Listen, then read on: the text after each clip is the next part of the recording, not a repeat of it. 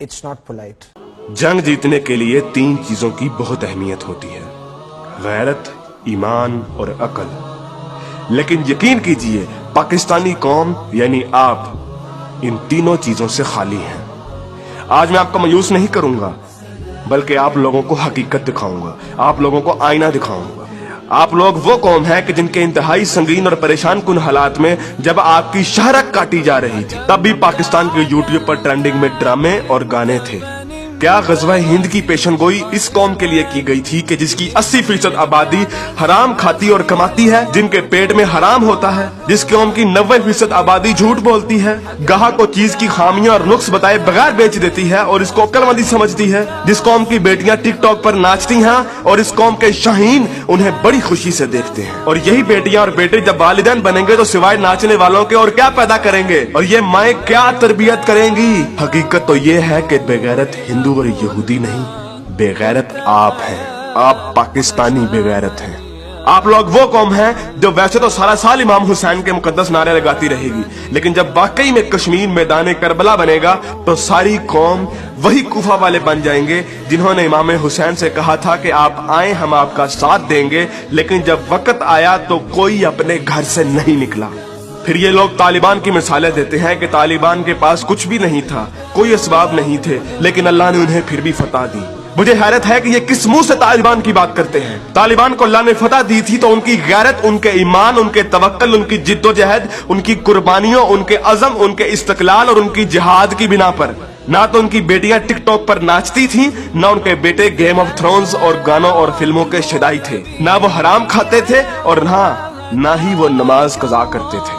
कश्मीरी तो बेवकूफ है कि उन्होंने इस कौम से सारी उम्मीदें लगाई हुई हैं, जिस कौम के नौजवान मुजाहिद भी हैं और मुफ्ती भी हैं, लेकिन सिर्फ फेसबुक, ट्विटर और इंस्टाग्राम के। बल्कि लोग नौजवानों को और इस यूथ को बहुत सराहते हैं, कहते हैं कि ये पाकिस्तान का एसेट है, लेकिन मैं ये कहता हूँ कि ये नौजवान लानत है।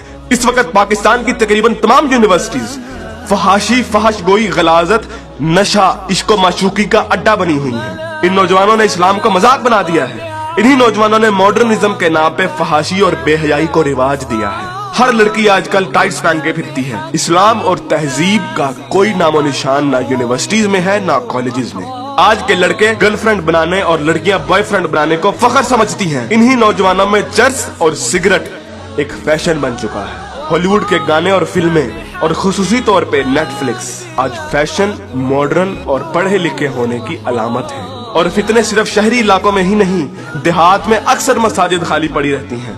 बमुश्किल किसी मस्जिद में एक सफ से ज्यादा नमाजी होते हैं। और झूठ, शरीकेबाजी, बदला और फसाद जितना देहात में होता है उतना तो शहरों में भी नहीं होता। अक्सर कॉलेजेस और यूनिवर्सिटीज के असातिज़ा फहश किस्म की जुगते लगाते हैं और बच्चों को बजाय अखलाकियात की तालीम देने के खुद बद अखलाकी की मिसाल बने होते हैं। और ऐसा क्यों ना हो, जब टीचर 45 मिनट पढ़ाने के पैसे ले लेता है लेकिन 20 मिनट पढ़ाता है और बाकी टाइम या तो मोबाइल पे गुजारता है या जुगतबाजी में या मजाक करने में, तो जब असातिज़ा तक के पेट में हराम की कमाई होगी तो वो क्या अखलाक सिखाएंगे। और सबसे बढ़कर हम जिन्स परस्ती और लोंडेबाजी पे पने हुए मजाक इस कदर आम हो चुके हैं कि सोशल मीडिया पर चलने वाले बिलावल भुट्टो और शेख रशीद की मीम्स इस कदर आम हो गई हैं कि जैसे ये कोई मसला ही नहीं, जैसे ये कोई खिलाफे इस्लाम, खिलाफे तहजीब कोई बात ही नहीं। ये फितना मजाक में इस कदर आम हो गया है कि अब तो कोई स्कूल, कोई कॉलेज, कोई यूनिवर्सिटी से मुस्तस्ना नहीं। जिस कौम के बच्चे 12-12, 13-13 साल की उम्र में स्कूलों से ही फहाशी और पोर्नोग्राफी के मरीज बन जाते हैं, तो क्या वो हवस के पुजारी नहीं बनेंगे? ऐसी जगह ज़ैनब जैसे केस सामने नहीं आएंगे तो और क्या होगा? मुझे हैरत होती है कि हर बंदा मीडिया को तनकीद का निशाना बनाता है,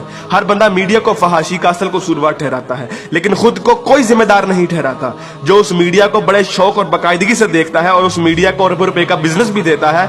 बल्कि टीवी और गाने तो इस कौम के लिए आज ऑक्सीजन बन गए हैं। आप अभी किसी नाई की दुकान पर चले जाएं, किसी दर्जी की दुकान पर चले जाएं, हत्ता कि किसी चिंची रक्षे को देख लें, सब जगह गाने और मुजरे चल रहे होंगे। तकरीबन हर बंदे के व्हाट्सएप के स्टेटस पर या तो कोई टिकटॉक की वीडियो या फिर गाने लगे होंगे। और सबसे बढ़कर बेशर्मी और हराम इस कौम में इस कदर सराहियत कर गया है कि अब तो नातों को भी म्यूजिक के बगैर नहीं सुनते, नातों तक के अंदर म्यूजिक लगा दिया गया है। हमारी कौम का तो मजदूर और गरीब बंदा भी उतना ही खबीस है कि जितना अमीर। हर बंदा हराम खाता और कमाता है, फर्क सिर्फ ये है कि कोई ज्यादा खाता है और कोई कम। मुझे बताइए कि कितने मजदूर और कितने गरीब लोग आप मस्जिद में देखते हैं? किसी बाजार में चले जाएं, मर्दों से कई गुना ज्यादा औरतें नजर आएंगी। औरत अब बाजार की जीनत बन चुकी है। इस इस्लामी मुआशरे में आज तक किसी को कुरान तर्जुमे से पढ़ने की तौफीक नहीं हुई और अगर कोई पढ़ता है तो सिर्फ अपने मतलब के दलाइल ढूंढने के लिए।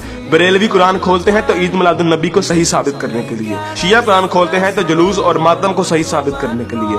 तबलीगी जमात वाले कुरान खोलते हैं तो सिर्फ तबलीग के दलाइल ढूंढने के लिए।